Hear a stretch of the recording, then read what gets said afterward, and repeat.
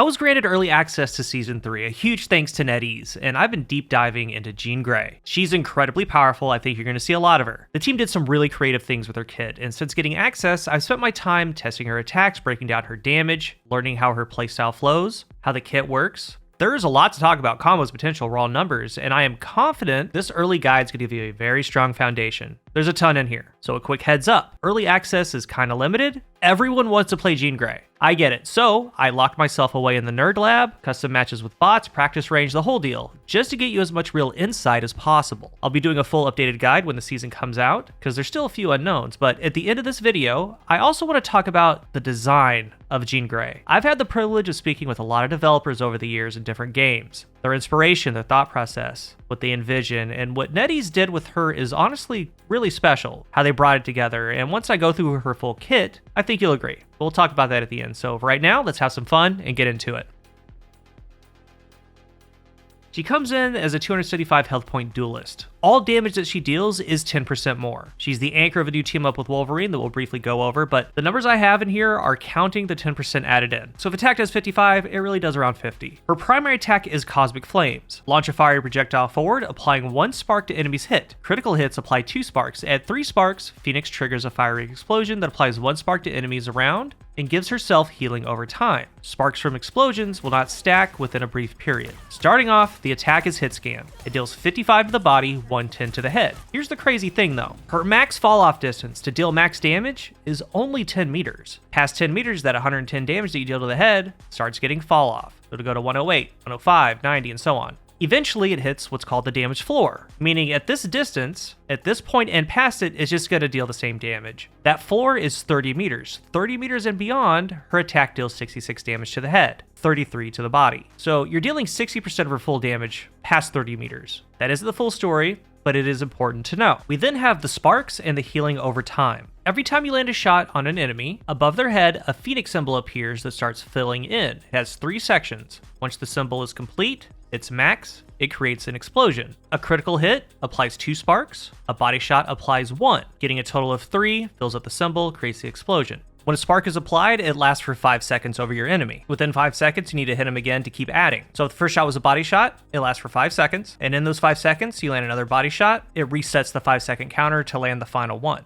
The explosion deals 44 damage. And remember, it's actually around 40, but she has that 10% more damage. So it deals 44. This is the core part of her kit. And these spark explosions have 0 damage drop off. You could be 100 meters away. If you get an explosion, it's dealing 44. So 10 meters and in, it's 110 damage, 44 with the explosion, 264. It can down 250 health targets. The explosion has no fall off. You can back up a little bit. You can still 2-shot to about 12.5 meters, 12 meters or so. Past that, you don't get the 2-shot. But since the explosion deals no damage drop off, 2 crits at a far distance, it's 66 and 66 for 132, but you get the added explosion for a total of 176 damage for 2 crits at long distance. Not bad. Surrounding enemies that get hit by an explosion, they get affected with a spark of their own, meaning you only need a headshot to ignite it. So her whole kit is about spreading this fire, spreading these sparks. Then we have her healing over time. It's very interesting. Every time that you get a spark explosion, from my testing, the healing over time lasts for 4 seconds. And it heals for about 10 health a second. Now, the exact number was 9.7, 10.25, 10.11, so we're just going to say 10 because there are rounding that goes on to these things. But there appears to be no cap on the duration, so I tested 2 explosions. The healing over time lasted for 8 seconds. I did 3 explosions. The healing over time lasted for 12. I just went to 6 explosions. It lasted for 24 straight seconds. So as long as you're landing shots, getting the spark explosions, you're getting health back. And 10 health a second might seem small, but keep in mind, it's helping negate chip, and it's supercharging the healing done to you. So if a Luna hits you, Jeff, whatever their healing per second is, you're adding plus 10 more. It's really, really good. It all just kind of flows to you being a poke artist, hitting everything that you see, getting health back, causing explosions. It's great.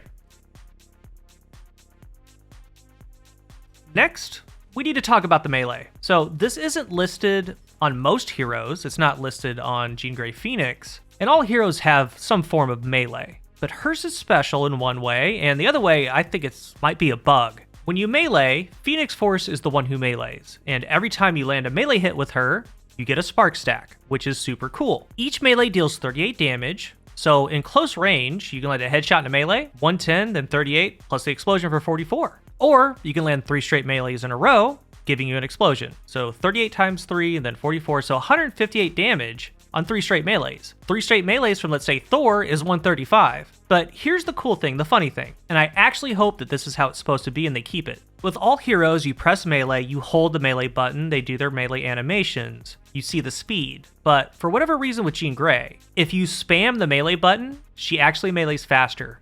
Much faster. It wasn't your day. Ha! There you are. Double KO!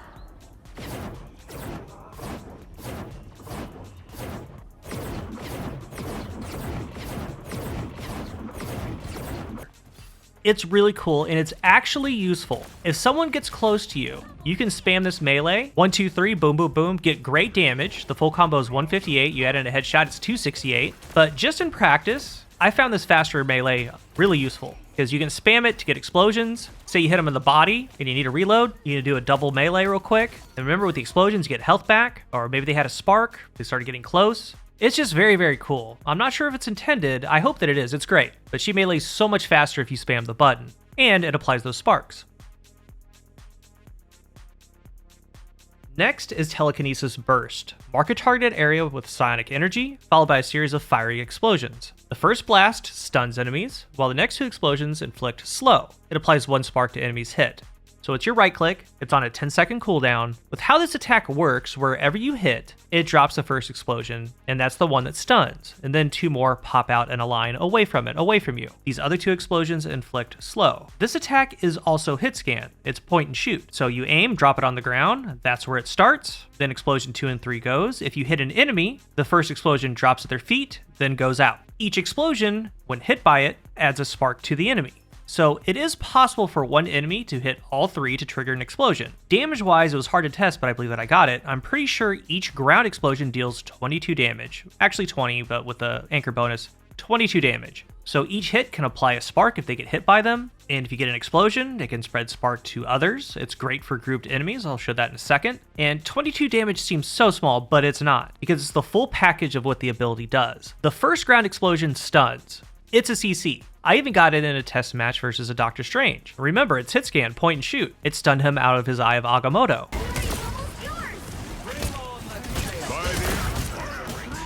It's applying spark stacks. It's really, really good. Right here at the end of the match, I found 3 grouped enemies. I use it on one, and you can see the Phoenix symbols just light up because they're sharing it, spreading, and getting explosions. Like, this is a great attack. It might be worth it to prime a couple enemies, make them have 1 spark. That way you can throw this out to get more sparks, and hopefully they spread. It's really good to use on the front line because it goes back into the back line. It does 22 damage, but it's about the other things. It's about the stun, the CC, the slow, the other slow, the spark explosions, and on top, with those explosions, you're getting health back.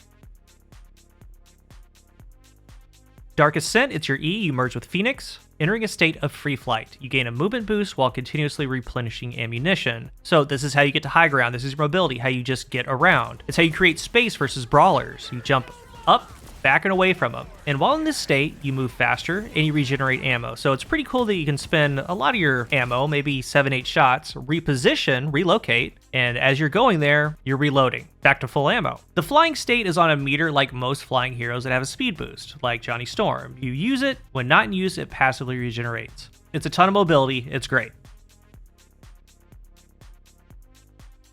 Telepathic Illusion, it's your shift. Leave behind an illusion and instantly teleport in the desired direction, followed by detonating the illusion. Enemies hit are applied with 1 spark. This has a 12-second cooldown. This is in any direction, multi-direction blink. It's a blink dash. And from what I tested, I mean, the footage got corrupted in the game that I played that had it, but I can kind of show it in the practice range. Like, after you dash, he does have some invincibility frames briefly. I just need to fully test that when it goes live, but this is an 8-meter dash, give or take a meter. I believe that it is 8 in any direction. You can look up, get to a high spot, back left, back right, left, right, whatever you want. And wherever you started the dash from, you leave an illusion that explodes.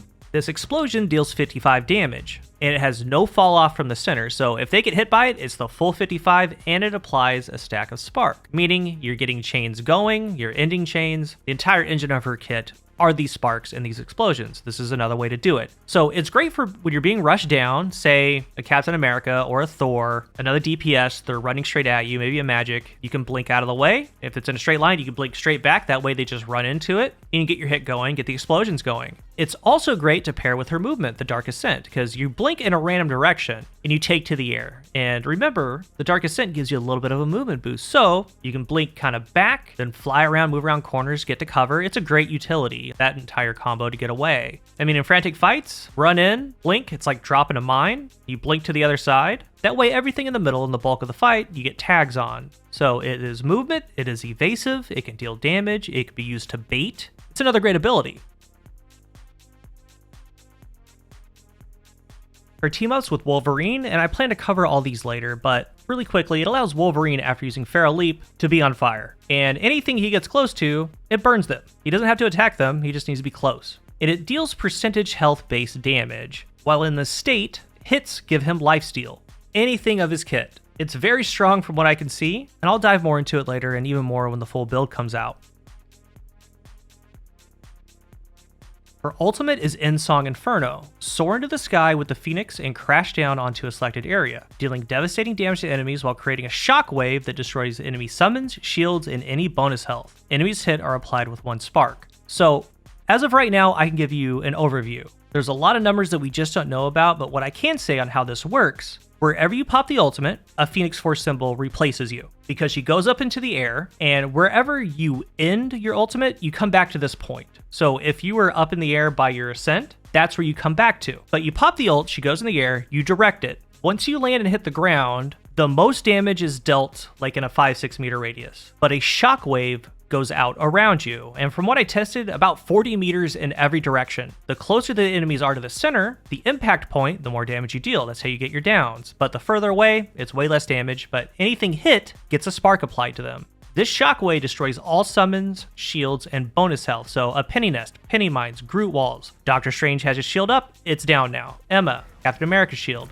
Venom got overhealth, it is all gone. And that's just a great utility on its own. And once you impact, there's a small animation, you're sent back to where you started from. It appears to be very strong and has a lot of use cases. There's more to dive into once we know the exact numbers and distances, and we'll get into those when the full guide comes out. The last important note about her ultimate, once you get done with it, she refills her entire health. So you can be low like right here with 25 HP, use the ultimate, and get all your health back right after. So a lot of plays can be made because of this. Again, more to dive into in the future.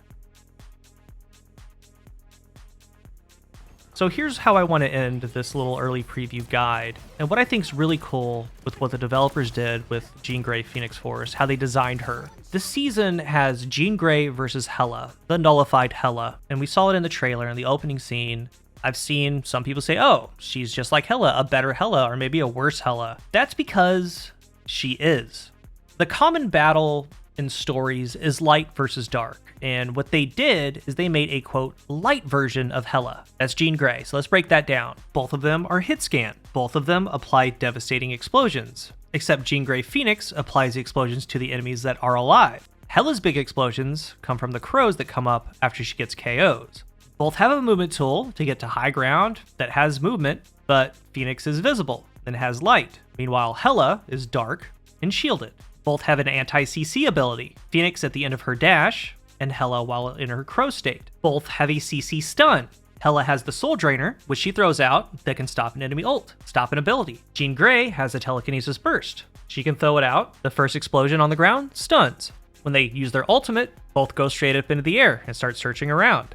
They're way more similar than they are different, and that's really cool to me. Basically, blow for blow, their kits are kind of the same. They just look different. One's like a light version, one's like a dark version. By the way, Netties, real quick, if any hero needs a slow fall, it is Jean Grey Phoenix Force. I mean, there's a ton that have them, like Magneto. We even have Namor. He has his little parakeet sandals of doom. He gently fluffles to the ground. Like, that's cool, but we got the Phoenix Force wings. Hela has a slow fall, so it would be great if Jean Grey got one. But there's still a lot to unpack. And this is how I like to do things when I get early access. I mean, it takes a ton of time. I hope that you liked it. I hope you got a better grasp of what she can do and just be better prepared and more knowledgeable about it all. So if you're new here, remember to hit the subscribe button. If you are subscribed, thank you so much for your support. Let's talk about Jean Grey down below, Phoenix. And what would you like to see next? I have an extremely busy week this week and weekend, so I only can make 1 or 2 videos with this early access content. I'm thinking I want to do nerfs and buffs in the team up, so let me know. Thank you for watching, and until the next one, I am CoolGuy.